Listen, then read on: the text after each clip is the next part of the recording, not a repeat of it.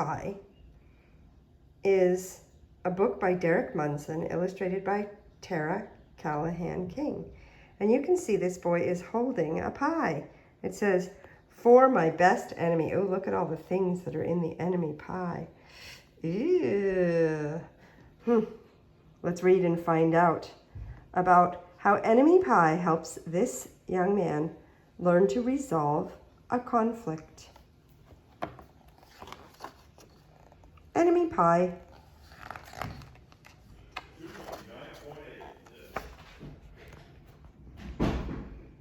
It should have been a perfect summer. My dad helped me build a tree house in our backyard. My sister was at camp for 3 whole weeks, and I was on the best baseball team in town.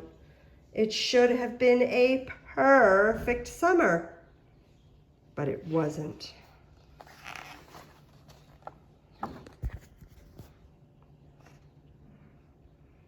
It was all good until Jeremy Boss, no. Oh, that's an R. Jeremy Ross moved into the neighborhood right next door to my best friend, Stanley. I did not like Jeremy Ross. He laughed at me when he struck me out in a baseball game. He had a party on his trampoline and he didn't invite me. My best friend, Stanley. Wait a minute, I didn't read that right. He had a party on his trampoline and I wasn't even invited, but my best friend Stanley was. Jeremy Ross was the one and only person on my enemy list. I never even had an enemy list until he moved into the neighborhood, but as soon as he came along, I needed one. I hung it up in my treehouse where Jeremy Ross was not allowed to go. Dad understood stuff like enemies. He told me when he was my age, he had enemies too, but he knew a way to get rid of them. I asked him to tell me how. Tell you how? I'll show you how, he said. He pulled a really old recipe book off the kitchen shelf. Inside, there was a worn-out scrap of paper with faded writing. Dad held it up and squinted at it. "Enemy pie," he said, satisfied.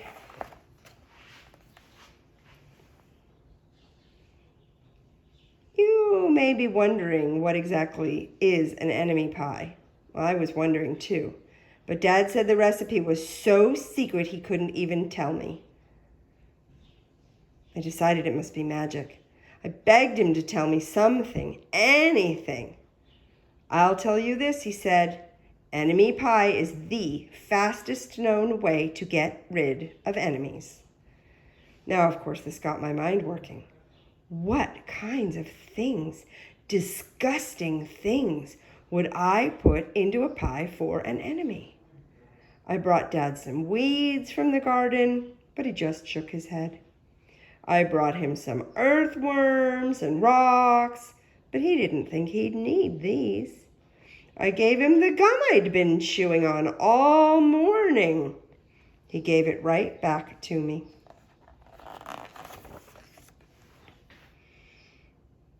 I went out to play alone.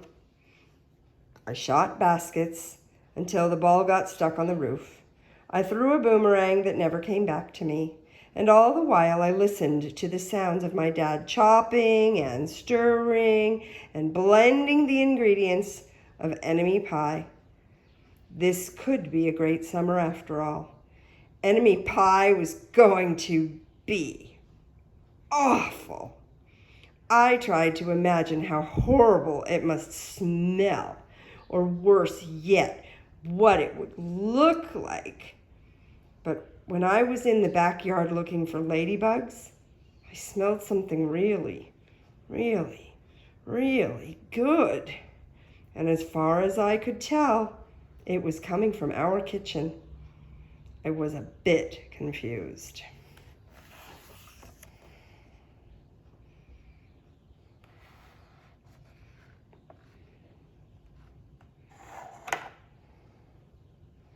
I went in to ask what was wrong. I went in to ask Dad what was wrong. Enemy pie shouldn't smell this good. But Dad was smart. If enemy pie smelled bad, your enemy would never eat it, he said. I could tell he'd made enemy pie before. The buzzer rang, and Dad put on the oven mitts and pulled the pie out of the oven. It looked like plain old pie. It looked good enough to eat. I was catching on. But still, I really wasn't sure how this enemy pie worked. What exactly did it do to enemies? Maybe it made their hair fall out, or their breath stinky. Maybe it made bullies cry. I asked Dad, but he was no help. He wouldn't tell me a thing. But while the pie cooked, he filled me in on my job. He talked quietly. There is one part of enemy pie that I can't do. In order for it to work, you need to spend a day with your enemy. Even worse, you have to be nice to him. It's not easy, but that's the only way enemy pie can work. Are you sure you want to go through with this? Of course I was. It sounded horrible. It was scary, but it was worth a try. All I had to do was spend one day with Jeremy Ross, and then he'd be out of my hair for the rest of my life. I rode my bike to his house and knocked on the door.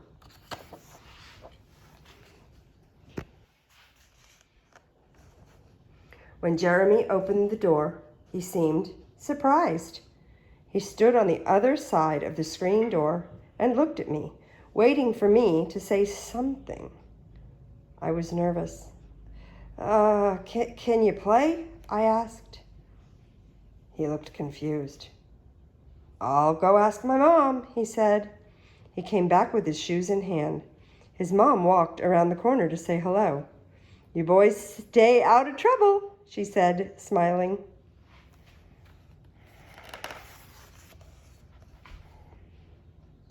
We rode bikes for a while and played on the trampoline. Then we made some water balloons and threw them at the neighbor girls, but we missed. Jeremy's mom made us lunch. After lunch, we went over to my house. It was strange, but I was kind of having fun with my enemy.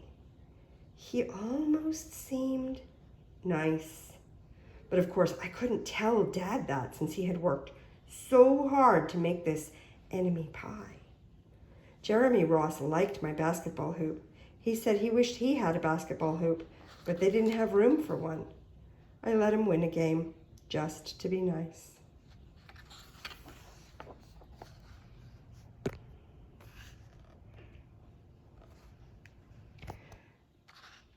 Jeremy Ross knew how to throw a boomerang. He threw it and it came right back to him. I threw it and it went over my house into the backyard. We climbed over the fence to find it, and the first thing Jeremy noticed was my tree house.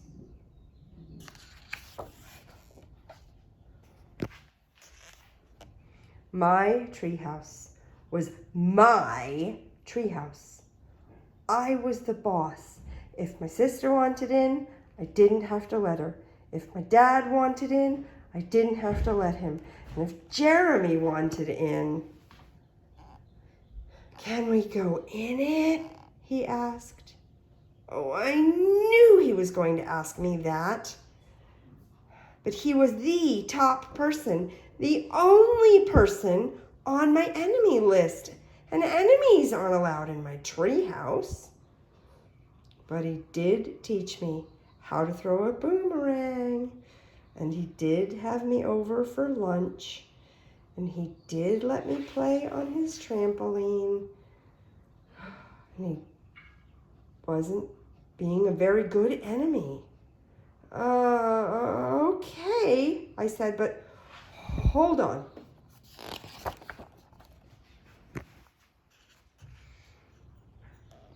I climbed up ahead of him and tore the enemy list off the wall. I had a checkerboard and some cards in the treehouse, and we played games until my dad called us down for dinner. We pretended we didn't hear him, and when he came to get us, we tried to hide from him. But somehow he found us. Dad made us macaroni and cheese for dinner. My favorite. It was Jeremy's favorite, too. Oh, maybe Jeremy Ross wasn't so bad after all. I was beginning to think that we should just forget about the enemy pie. But sure enough, after dinner, Dad brought out the pie. I watched as he cut the pie into eight thick slices. Dad, I said, it sure is nice having a new friend in the neighborhood. I was trying to get his attention and trying to tell him that Jeremy Ross was no longer my enemy. But Dad only smiled and nodded. I think he thought I was just pretending. Dad dished up 3 plates, side by side, with big pieces of pie and giant scoops of ice cream. He passed one to me and one to Jeremy. Wow, Jeremy said, looking at the pie. My dad never makes pies like this. It was at this point that I panicked. I didn't want Jeremy to eat enemy pie. He was my friend. I couldn't let him eat it. Jeremy, don't eat it. It's bad pie. I think it's poisonous or something. Jeremy's fork stopped before reaching his mouth. He crumpled his eyebrows and looked at me funny. I felt relieved. I had saved his life. I was a hero. If it's so bad, Jeremy asked, then why has your dad already eaten half of it? I turned to look at my dad. Sure enough, he was eating enemy pie. Good stuff, he mumbled through a mouthful. And that was all he said. I sat there watching them eat enemy pie for a few seconds. Dad was laughing, Jeremy was happily eating, and neither of them was losing any hair.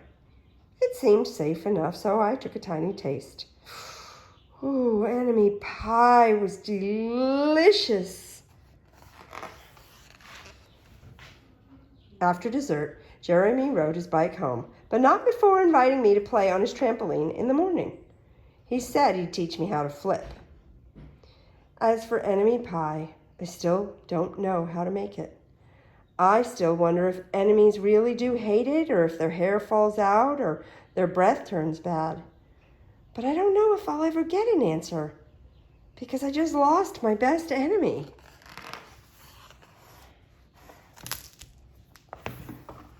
Enemy pie. How did Jeremy end up becoming his friend?